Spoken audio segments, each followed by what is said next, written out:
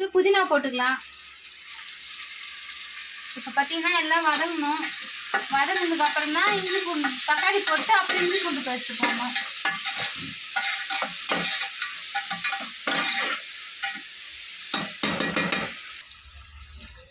பாருங்க மக்களே, வெங்காயம் வதங்கிடுச்சு நல்லா. இப்போ வந்து நம்ம அடுத்தது தக்காளி சேர்த்துக்கலாம். அது கூடவே சால்ட் தக்காளி வேகிறதுக்கு. நம்ம எதுவுமே கறியில் கொஞ்சம் உப்பு போட்டு ஊற வச்சுருக்கோம், அதனால கொஞ்சம் கம்மியாக போட்டுக்கலாம். மசாலாலாம் வர போடணும்.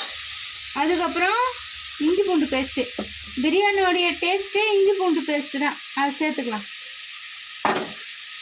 அப்படின்னு எங்கள் வீட்டுக்காரர் தான் எனக்கு சொல்லுவாரே. பாருங்கள்,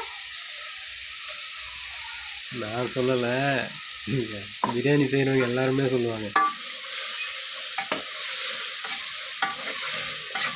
நம்ம இன்னைக்கு இஞ்சி பூண்டு பேஸ்ட்டில் ஒரு 2 விதமான இது பொருள் போட்டு அரைச்சிருக்கோம். அது என்னென்னு சொல்லிடுங்க. அது என்னன்னா டேஸ்ட் வரும்னு செல்லில் பார்த்தேன். நான் ஒரு குறிப்பு ஒன்று போட்டிருந்தாங்க, சோம்பு ஏலக்காய், அது ரெண்டுத்தையும் சேர்த்து தான் நான் இன்றைக்கி இஞ்சி பூண்டு பேஸ்ட்டில் அரைச்சிருக்கேன். அதனால் பிரியாணி இன்றைக்கி எப்படி வருதுன்னு பார்க்கலாம். இப்போ பார்க்கலாம் மக்களே. வதங்கிடுச்சு, நல்லா அடி பிடிச்சிச்சு மக்களே, நல்லா தீர ஸ்மெல் வருது மக்களே. அதெல்லாம் இல்லை மக்களே.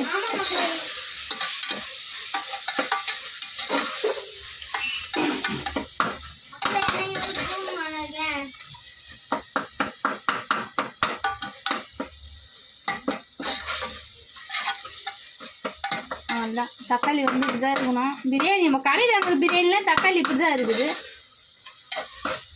மக்களே.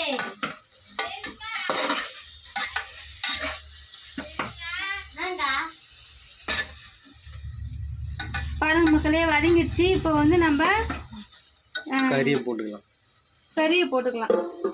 நம்ம மசாலாலாம் போட்டு ஊற வச்ச கறி போட்டுக்கலாம். பாருங்க, போடுங்க போடுங்க.